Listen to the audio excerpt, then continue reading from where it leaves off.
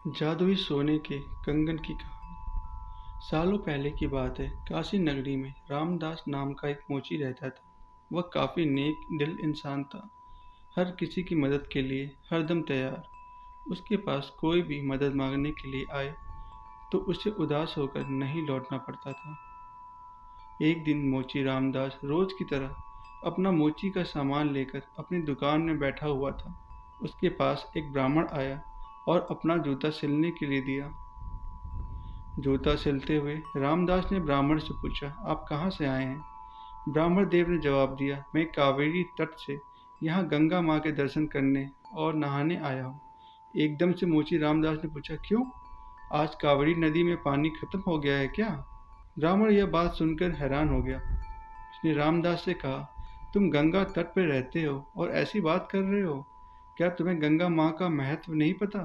क्या तुम कभी वहाँ स्नान और दर्शन के लिए नहीं गए?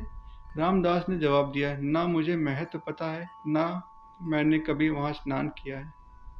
रामदास आगे कुछ बोलता कि उससे पहले ही ब्राह्मण देव ने कहना शुरू कर दिया, गंगा तट पर रहकर न गंगा की शक्ति का पता है और न कुछ और, तभी तो तुम्हारे भाग्य फूटे हुए हैं। उसके बाद ब्राह्मण ने रामदास को गंगा माँ की महिमा सुनाई। ब्राह्मण की बातें सुनने के बाद रामदास ने कहा, अपना मन साफ हो तो हर तट का पानी गंगा है। इतना कहने के बाद रामदास ने जल्दी से जूता सिला और ब्राह्मण से कहा, आपका जूता ठीक हो गया है। अब गंगा किनारे जाते हुए क्या आप मुझ पर एक एहसान करेंगे? ब्राह्मण देव ने कहा, जरूर, बताओ क्या करना है।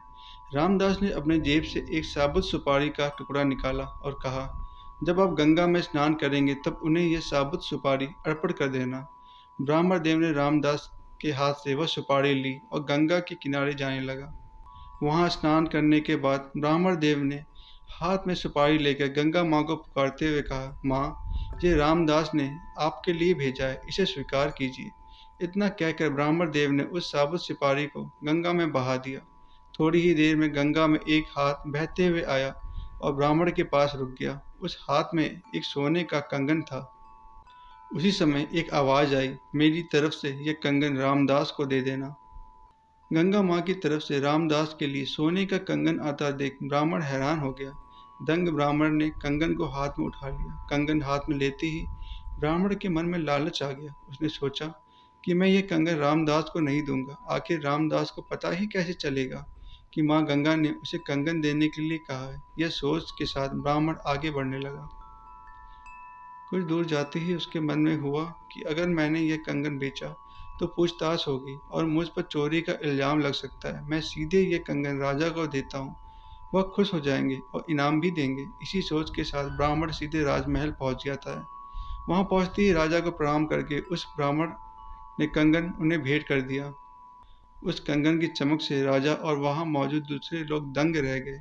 राजा ने कहा, ब्राह्मण देव, यह कंगन देख कर तो लग रहा है मानो यह स्वर्ग लोक का है। राजा ने वह कंगन अपनी पत्नी को दे दिया। पत्नी ने जैसे ही कंगन पहना वह खुश हो गई। तभी राजा ने ब्राह्मण से कहा, यह कंगन एक है, मुझे इसका दूसरा जोड़ा भी चाहिए। रानी दोनों हाथों में यह कंगन पहनेंगी तभी उनकी शोभा और बढ़ेगी। यह सुनते ही ब्राह्मण के पसीने छूट गए। राजा ने तुरंत पूछा, क्या हुआ, आप परेशान क्यों हो गए? यह कंगन चोरी का तो नहीं है ना? तुरंत ब्राह्मण ने जवाब दिया, नहीं नहीं राजा साहब, यह चोरी का नहीं है। तब राजा बोले, ठीक है, आप आज शाम तक दूसरा कंगन लाकर मुझे दे दो, तभी मैं मानूंगा यह चोरी का नहीं है। जी राजा साहब, कहते हुए घबराया हुआ ब्राह्मण राजा के दरबार से निकल गया। राजा ने अपने कुछ सिपाही ब्राह्मण के पीछे लगा दिए ताकि उन्हें कंगन का सच पता चल।